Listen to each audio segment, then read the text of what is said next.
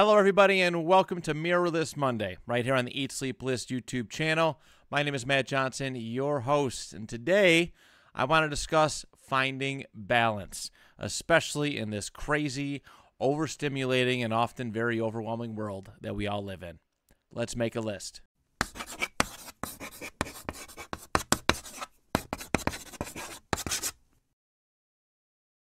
Speaking from personal experience, I tend to find that a lot of my issues in life stem from a lack of balance. All right. The four pillars of this for myself are health related, but it's my physical health, my social health, my emotional health, and my mental health. And those are easily negatively affected through a lack of balance.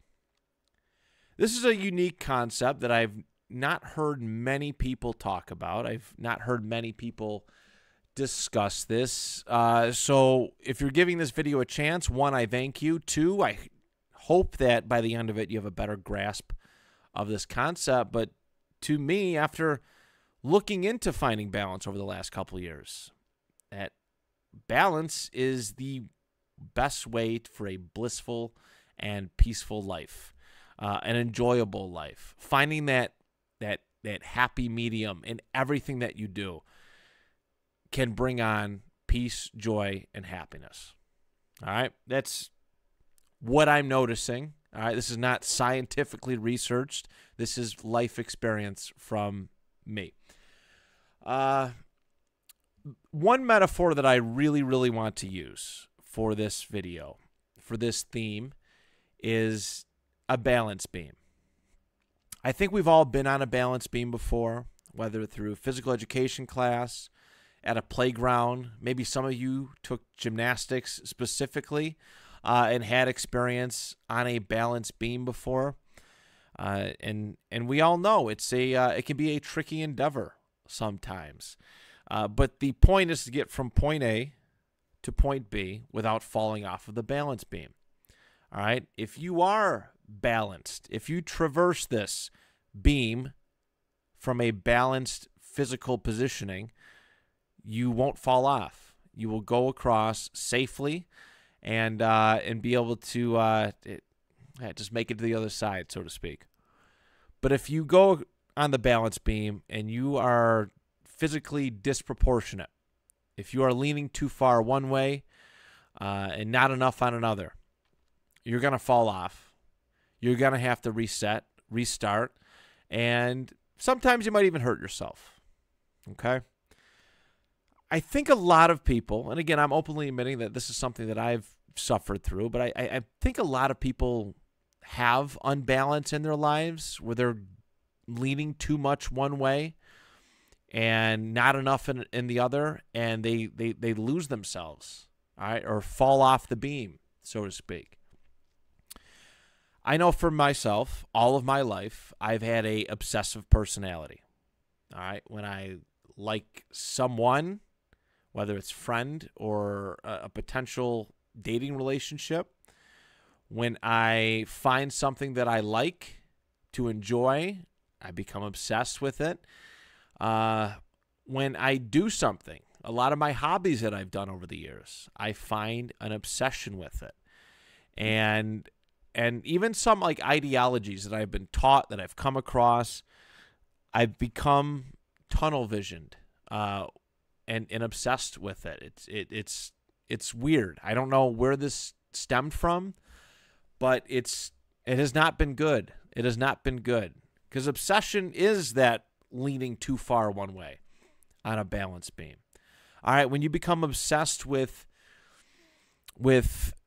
somebody, all right, it can be scary for that person sometimes when you're nonstop in contact with them. And it's really dangerous for both of you, because your emotional and mental health could be dependent on that person. When I do a hobby, again, going all in on everything, like everything that I do, my entire lifestyle has revolved around doing this hobby. whether it's photography, podcasting, pro wrestling, sports back in school, or a variety of other things that I've done in my life. I've lost myself becoming tunnel visioned and obsessed, going too far one way and not having enough balance to find my center again. And obsession is like, it's a dangerous aspect of balance. All right, because obsession can lead to you need and crave more of these things. All right, we hear a lot about people who have used drugs or used alcohol, abuse these things, and they build up a tolerance, and it's never enough. You need more and more and more and more to feel that buzz or that gratification or that feeling that you once had, and you fall into the deep end, and it's bad. It's hard to get back up. It's hard to find your balance again when you obsess in that direction. Music, listening to music with the headphones. All right, you get a new pair of headphones or you get a new speaker and it's really, really loud the first time you turn it on. You're like, wow, this is great. This is awesome.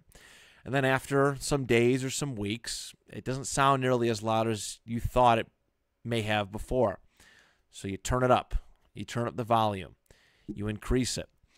And you're like, okay, it's loud now. And then a couple days or a couple weeks after that, the same issue. It's not loud enough. Got to turn the volume up. And then before you know it, you have hearing issues. And this is something that, a lot of people suffer from. Obsessing, doing too much in that direction. Everything's got to be loud, and you suffer from it instead of finding that happy medium of volume and enjoyment. I tend to do this with the showers, with showers and with temperature. All right, I don't want a steaming hot shower, and I don't want an ice cold shower. I want something just right. So when I'm out of the shower, I'm not fiending or running around to find clothes to reverse and undo the temperature that I just experienced. Yeah, it's a weird thing, and I maybe delve into it a little bit more at some point, but leaning too far into certain temperatures can have adverse effects. We live in a society where finding balance is actually incredibly difficult. It is. The dial is turned up to 100 on everything that we do. Especially like American culture, it's about overabundance. It's about overstimulation. It's so much. All right, you turn on the TV, you're getting commercials for all sorts of food food places, food ads, and it's nonstop, and it sticks with you. All right, they want you to buy more, and plus, like, too, on top of just the seeing all these advertisements, junk food is like incredibly cheap. Junk food is way cheaper to buy in mass than healthy foods. All right. And buffets. All right. Buffets are, they sound fun when you're starving, but they're actually a pretty kind of gross concept. You pay this flat fee and you eat till you're sick to your stomach. All right. Encouraging overeating, and especially bad overeating. All right. That's what society does. And overeating is not a good thing at all, especially when it comes to finding balance. We see these lavish lifestyles, all right? We turn on the TV or our phones, computers, whatever, and celebrities are front and center, and they're always wearing these expensive clothes. You never see a celebrity you rarely ever see a celebrity in something that's like cheap and affordable that the every person can buy. All right, and it adds to this culture that we have of material possessions. All right, we got to buy whatever's new. We all went through pop culture trends when we were growing up, and we go through them to this day of what's the new thing. All right, new toy trends. All right, buy that, and then after a couple months, maybe a year, on to the next thing. Got to have some more. All right, it's overspending. News cycles, 24/7 news cycles. You can't get away from the news. It's on your phone, TV, computer, everywhere you look, and it's overstimulating. Our mind legitimately cannot process that much information the way the news tends to produce information. All right, it's overwhelming. And then we just have an overabundance of other avenues. We have, streaming platforms for movies, for TV shows, music, endless music streaming on Spotify, Apple, and whatever. We're over entertained. All right, it's a lot, and that's just our life. That's our society, and that's why it's so difficult to find balance in life through these means. We've given up balance and perfect mental health for convenience and chaos. All right, it goes hand in hand, and I think once people start to realize this, and not only realize it, but begin to take action and finding balance in their lives, that we're going to see a much, much better improved standard of living.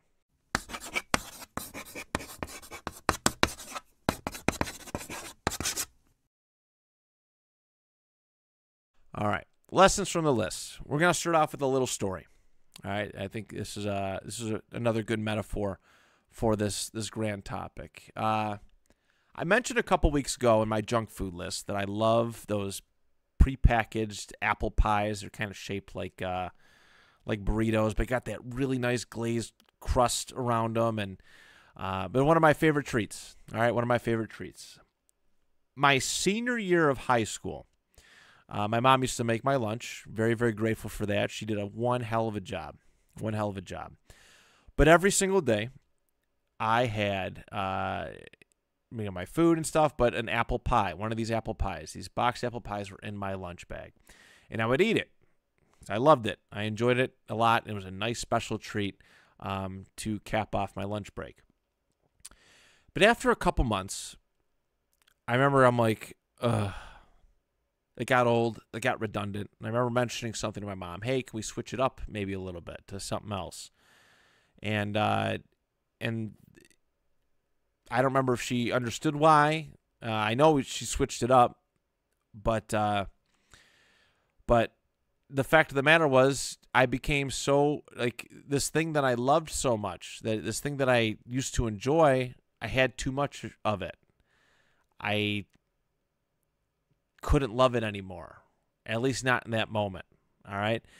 When you do that, when you do too much of something, when you eat too much of something, when you enjoy too much of something, it can have bad effects long term if you do not tend to switch it up a little bit. Another example I'll give you is when it comes to music. All right, we hear a great song and it's stuck in your head, and when I hear a new song that's awesome that I want to listen to over and over again, I will listen to it for hours straight, over and over and over again. Just hit the repeat button, all right? It's all I listen to until I become sick of it, and then I don't want to hear it again for a long time. And I don't know why I'm like that, but again, taking something that we enjoy, we love, and then we abuse it, and it can steal the joy from us. Basically, what I'm trying to say is, if you are doing something, if you are enjoying something, know when to pull back, know when to restrain yourself, leave you wanting more. Don't become so overindulged with whatever it is that you start to hate things. It's happened to me, again, plenty. We're going to go through some things in my list that explain that, but you got to have self-control in that regard to find balance. And also the other thing, too, is this world is not going to give you balance. It's not going to give you an opportunity to find balance. A lot of this is about intestinal fortitude and knowing what boundaries to set with people, with things, with yourself, so that you can live a balanced life, or at the very least, a more balanced life than you are currently living. Too much of anything is awful. It's not good for you. Less is more. I always say that on this show. Less of something is way more meaningful, way better than overindulgence.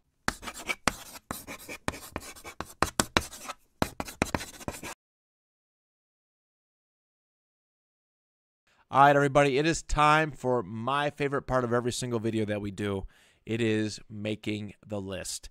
Of course, I invite you all to participate in the comment section, the email, which is listed below in the description, or if you know me on a personal level, a text or a phone call. I seriously appreciate it and love to talk, especially about this subject, about finding balance, things that we could do to live a more balanced life. But regardless, these are 10 things that I have had to find balance in. 10 things that at one point in my life, there was no balance. It was all or nothing. And I'm really, really glad to and excited to talk about each and every single one of these with you. So let's get to it. My top 10 balanced choices. Number 10.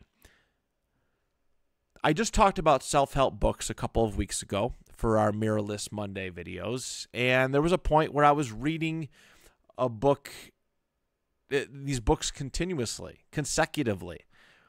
And then the message got lost in translation, so to speak.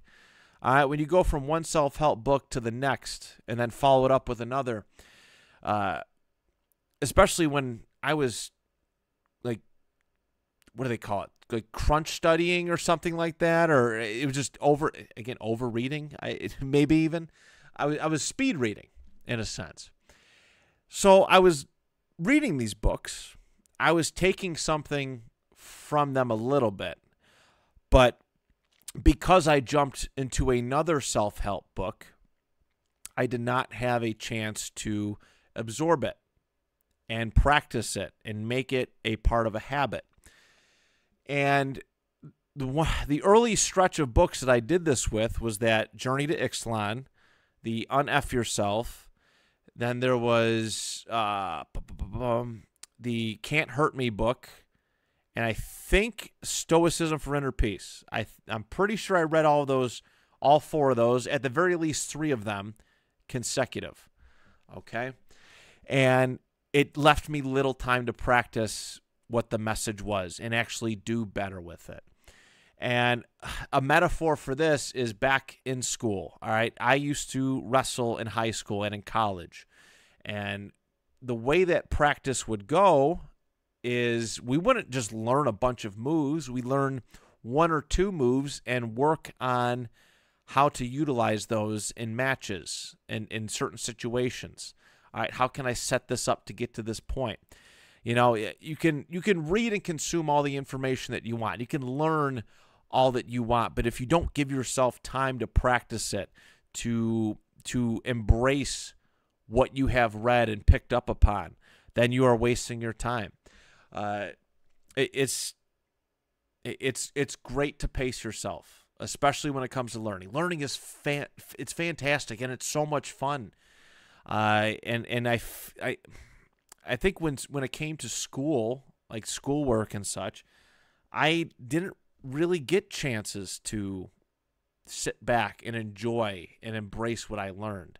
I'm going from one class where I'm getting everything thrown at me to another class where I'm getting everything in a different subject thrown at me.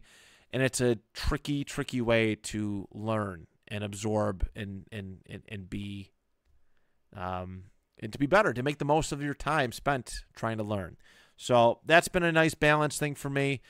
Reading a self-help book, taking my time to practice it. If I want to read another book, I go to some other subject, and while still thinking of and focusing on the lessons that I learned from that specific book. So that's my number 10, learning versus practicing.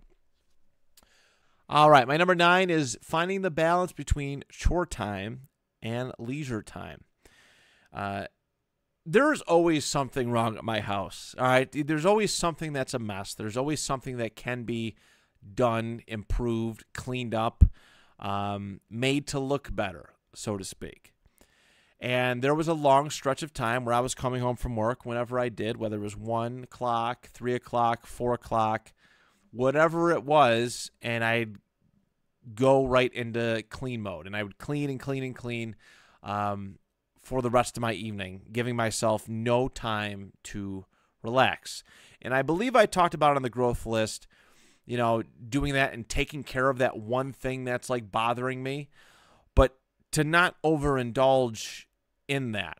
All right. Because if you try hard enough, like with people, you will find something wrong with your home, something that needs to be improved and cleaned up on.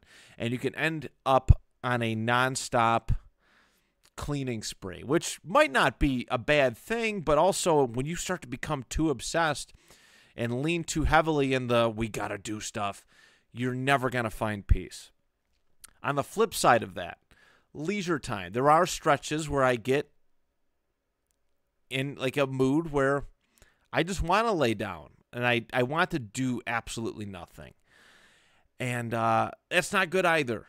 That's not good either. Being sedentary in a sense is not good either. Like this past Saturday, at time of recording, I was surprised at the last moment with a couple hours before I went home on Friday that there would be no overtime opportunities on Saturday. So I was like, okay, I guess it sucks, but whatever. We'll make the best of it. So when I came home, I had a plan in mind. I wanted to do something, but not too much. I wanted to enjoy myself if I wasn't going to go to work. So I cleaned the rug, which is something that we need to do frequently. And I cleaned up the rug, and for the rest of the morning, I chilled the heck out. I played video games. I actually sat around and played video games for hours upon hours on end, and it was nice and relaxing to do.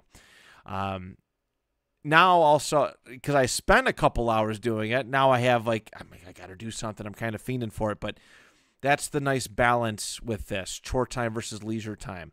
I don't want to spend too much time doing absolutely nothing because things are only going to get worse around the house. But also, if I spend too much time cleaning up, I'm never going to have time to relax, and I will never, ever be satisfied with what I accomplish. So, number 9, finding the balance between chore time and leisure time. Number 8. I'm going to go with the home life versus overtime. And it's actually perfect that the previous entry referred to work in some sense, and it just works out really nicely. So I don't mind working. I should specify that. I am very, very proud. I take a lot of pride in my work. When I get that paycheck at the end of the week, I do so with glee, and I feel like I accomplished something. It really is a sense of pride for me. There was a point I told you about when I was fixing my financial situation where I was working 60, 70, 80, 90, and at one point 100 hours a week, and sometimes between 2 jobs. And that wasn't good, but there wasn't, I'm not going to, again, complain about the money. It was wonderful. Paying off all my bills, building a nest egg, all that jazz, but I sacrificed things for it. I sacrificed time with friends. I sacrificed time with my wife, time with my dog, stuff that I can't get back. So after I had my kid, I was on a no overtime kick. All right, I didn't want to. I didn't want to work overtime, and because I didn't work any overtime, started falling behind on things. All right, money started getting a little tight, and eventually that nest egg that I built up was kaput, gone, and that wasn't good either. I like taking overtime. I like taking up these opportunities, especially when my work has them, because it's relatively easy stuff. And again, I don't mind, but I don't want to become so obsessed with it. I don't want to overindulge in taking overtime to the point where I don't get to come home, for hours on end. Don't get to spend time with my kid and wife. Like, that's not good either. So I have a balanced system now. And also, too, like, when they yank overtime from me on a Saturday, 3 hours before I'm supposed to go home on a Friday, it doesn't hurt as bad. I'm not so dependent on that overtime where it stings and ruins everything, because it just hurts less. I think it's the best way to put it. So I found that balance. I found that happy medium where, yes, I'm going to spend a little bit more time at work so we can make ends meet, so we can do fun things and afford all of our bills. But I'm also not going to live at work. All right, I'm not going to live at work where the only time that we spend together is at night, when I'm saying goodnight or whatever it may be. So work life, home life, taking too much overtime versus not taking it. Had to find balance in that. Very, very proud of that. That's my number 8. Number 7, it pertains to this specifically. It is creating entertainment versus consuming it, so to speak. I spent a lot of time podcasting. All right, I've a lot. There was one point where I was recording 6 to 7 days a week, depending on what week it was, and I was doing multiple shows. My football podcast was 6 days a week. One of my other shows was once a week, and they all fell on different days as far as recording, and it became a lot. It took its toll on me. All right, it made it hard to enjoy podcasting and doing this thing that I had to find balance in. So creating it, not doing too much and not losing myself, not shifting my weight too far on one side where I fall off the balance beam and crash, because that's what I did. I crashed hard to the point where I hated podcasting for a little bit. And then consuming it and just enjoying things, right? Just enjoying life, entertainment. It's hard to find inspiration when you're so tunnel visioned on what you're creating that you're ignoring everything else, that you're ignoring current trends and so much more. It's not a healthy way to be a content creator. So I had to find that balancing act. All right, my weeks now, like, I record, I edit usually the day before the episode's supposed to come up. I plan it. I start planning episodes out at a certain point in the week as to not start overwhelming myself too early. There's a nice balance. And I do it all while having a great life with my kid and being able to do stuff. I'm not taking time away from him to record this or plan these episodes out or make some sort of content. I found my balance in it. I'm very, very happy for it, and I think everybody should. Don't go too far in the deep end when it comes to doing stuff. It'll become obsession, and it'll stop feeling fun and start to feel like work. And especially if you're not making money making or doing something, you never want it to feel like work because it will wear you down. I'm talking from experience here. So that's my number 7. My number 6, listening to music. All right, and no, I'm not necessarily talking about the volume control. I'll start off with this example. Those who have been to a concert. I haven't been to many concerts. I don't like concert crowds, but I have been to a few. Concerts, at least the ones I've been to, it's never a bunch of high-energy, fast-paced songs consecutively, right? It's not a whole lot of that. There's an ebb and flow to it. Concerts tend to have a few high-energy songs, and then they want to bring you back down just a bit. They want to bring you back down and help you relax with a softer song. All right, something a little bit maybe sadder, more emotional, but something soft and relaxing. It's an emotional play. All right, so ride the roller coaster, ride the momentum. Music is like going to concerts is like that, and it's best to consume music like that. I did the Final Fantasy music list, music soundtrack list a couple weeks ago. for Fun List Friday. And while I was doing that, I looked at my playlist that I had established, and I only had battle music, right? The high energy stuff that gets me really, really fired up. And I was like, I like this a lot. These are all great tracks, but I feel like something's missing.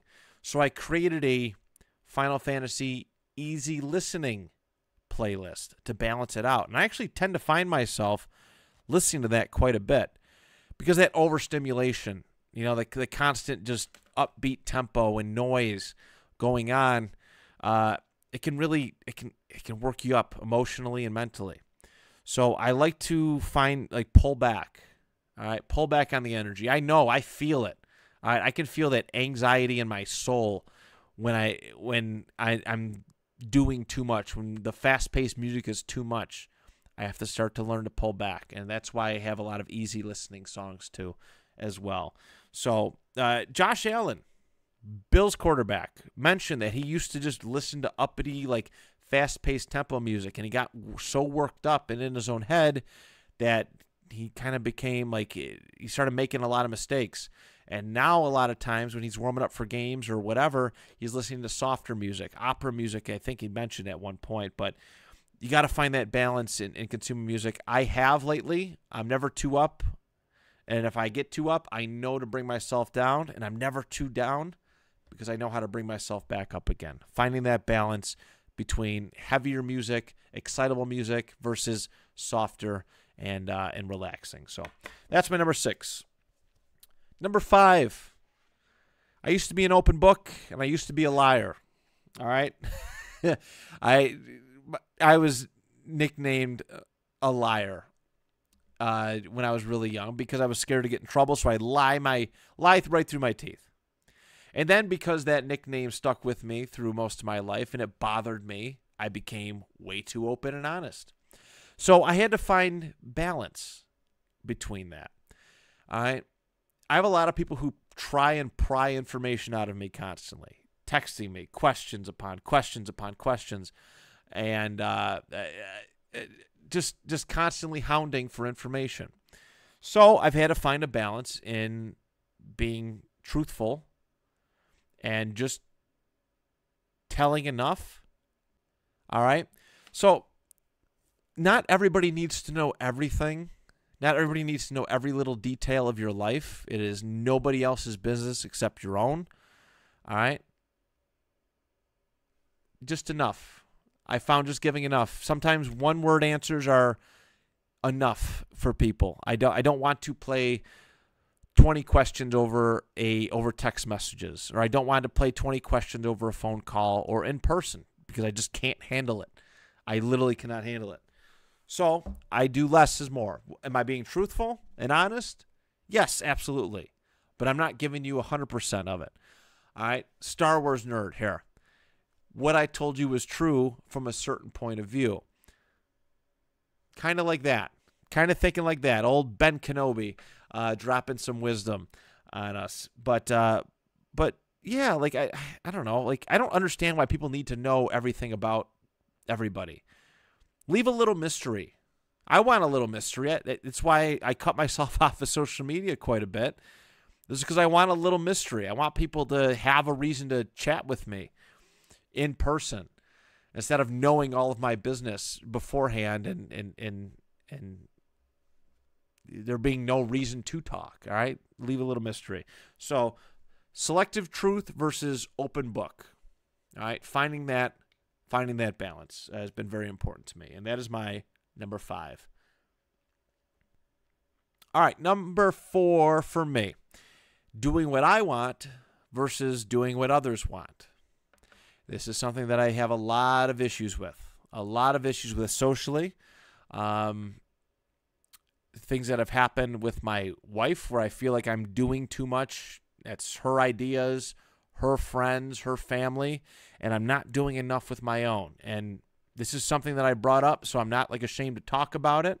This is that selective truth thing that I just mentioned essentially.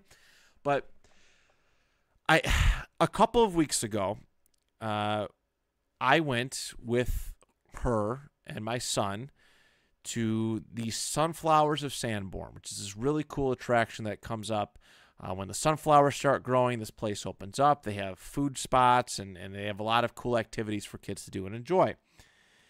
And so we went there. We went there on Sunday. All right. The nice thing about it, though, and usually this would bother me if it was just me doing this, but the nice thing, the balance in that was that on Friday, me, her, and my son did something that I wanted to do, which was have a dinner picnic before I dropped my son off for a sleepover over my parents' house. If I am doing too much that other people want to do, if I'm only seeing somebody on other people's terms or doing the things that they want to do, it's eventually going to wear on me. It's going to annoy me. It does. I need balance. All right? I need to have me time. I need to do the things that I want to do. Whether you're with me or not, I hope you come with, whoever I'm with, decides to spend that me time with me, doing things that I want to do. That's fair and that's balanced. But if I'm on your time all the time, if I am spending time with your people all the time, then we're going to have issues. All right. But this sunflower story, this Sunflowers of Sanborn on a Sunday, the picnic the previous Friday, that Friday before, that was balance and it was nice. And I was in a good mood because of that. So that's something that I strive for is finding that balance. Doing what I want to do and some of the time, and doing what other people want to do some of the time as well. Finding that. All right. My number 3, helping others versus being a little selfish. And I feel like I've given way more than I've received. I'm going to be honest. I do believe that. I don't know if it's selfish or cocky or arrogant, but I do. I'll talk just strictly podcasting. All right. When I ran my studio, one of my hooks, one of my ways to bring people in was, hey, I'll edit your shows for you, but if you want to learn at some point, that would be incredibly helpful. And soon people got way too comfortable with just leaving everything to me. Hey, can you do this for me? Hey, can you do that? Can you have this by this date and time? And it was them taking advantage. I was giving more time editing other people's podcasts than I was taking care of my own stuff. I counted, there was a week stretch where I was doing 21 podcast editings in a week span. 21. All right. There was one evening where I was editing 7 at a time. Wednesdays was rough back then. I was editing 7 podcasts in one night to have them ready to go by Thursday. It's insane. But because I did that, because I was spending so much time doing everybody else's stuff, I lost my way.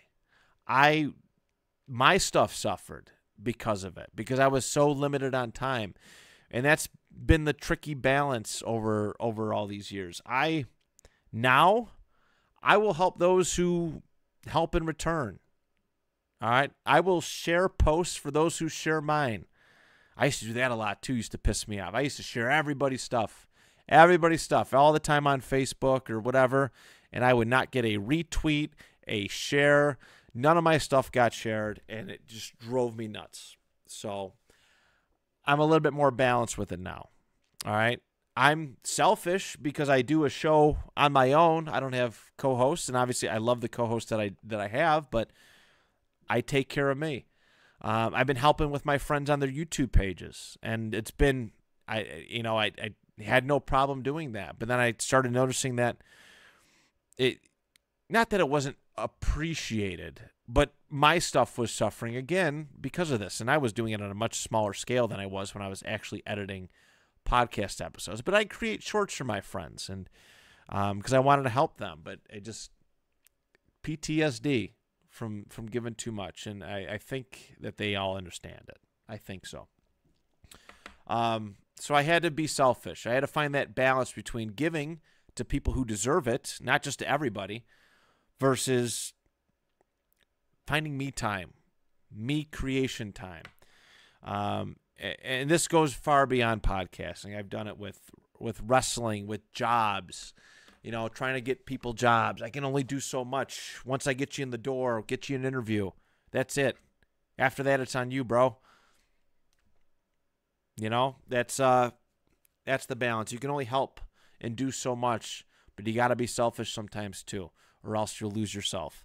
You'll lose yourself, and all these people that you're trying to help. We talked about this in the Not Your Problem list, but everybody that you're trying to help is going to have power over you, and you're going to have no power over yourself.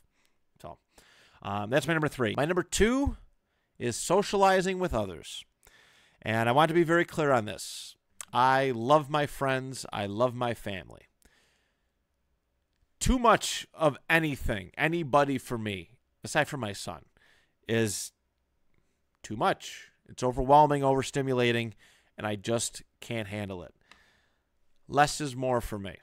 All right. I value the limited times that I get to see my friends. It makes those hours more meaningful when I get to spend time with them. It makes them stand out. If I'm in constant communication with you on a daily basis, I don't know how people do it. My wife does it with her friends. She talks every day, and I don't know how.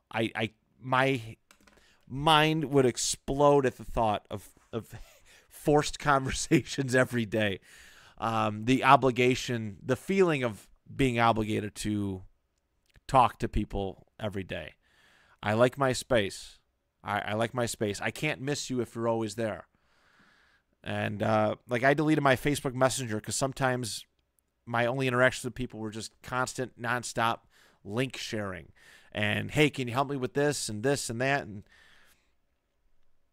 space. Less is more. All right? Yeah, I want more meaningful interactions with people. I love being around people that I love, but I can't miss you.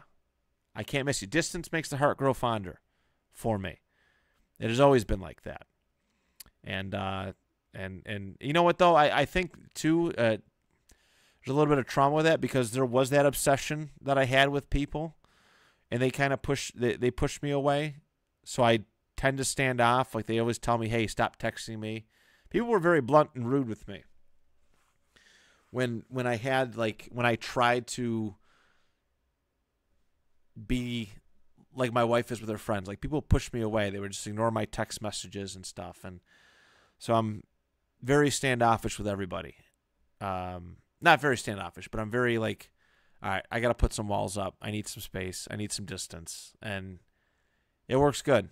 It works good. Because it does. When I see somebody who I haven't seen or talked to in a couple days or a week or a couple weeks, it makes it more meaningful. My Eat Sleep List audio podcast, me, Brian, and Dan, we cut it down to once every other week for the summer. And I think we're going to continue doing this going forward. But it makes our recording time that much more special because it's not happening all the time.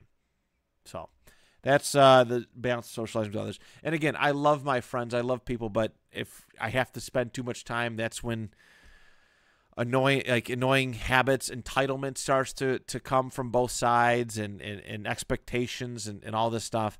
It's hard. It is hard. But that's my number 2. And my number 1 is my ego.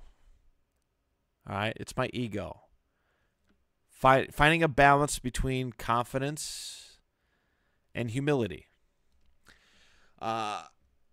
Next Monday, we're going to be doing the ego list, and I'm going to delve much more into this. But there was a point in time where I had a massive ego for no reason. And it wasn't a healthy ego at all. It was massive and bad, and the kind of massive where you like the smell of your own farts. I'm not saying that to be funny. I didn't really smell my own farts, but you're just so wrapped up in your own world and so overconfident. I'm going to talk a lot more about it next Monday because there's a lot of egotistical moments that I have that bother me to this day, that if I handled it a little bit better, maybe my life would be a little bit better. But just being humble, all right, appreciating what you have. It's easy to complain and be ungrateful for what you don't have, but it's also important to be appreciative of what you do have. All right. Yes. Do I want a nice house and to go on vacations frequently? I do, but I also appreciate that I have a reasonably priced apartment. I have a wife and son to come home to. All right. I have a nice job. I have great friends. I have great family. I have all that stuff. And that's the humility of it. Ego is just arrogance. Oh, this, that, the other. Humility is to me is appreciating what I do have. And we're going to talk a lot about more. We're going to talk a lot more about it next week. But there it is, everybody. That is the balance list. I hope you have a better grasp, a better idea of what a balanced life is after this episode, after this video. Find it. Make time. For every ounce of time you give someone or something else, give it back to yourself. You will notice your mood change. You will feel a little bit more control of your own life. All right. It's done me wonders. I still have plenty of work to do, but find that balance, and you will find peace. All right. We're all set. We'll talk to you on Friday. Till next time, do you even list?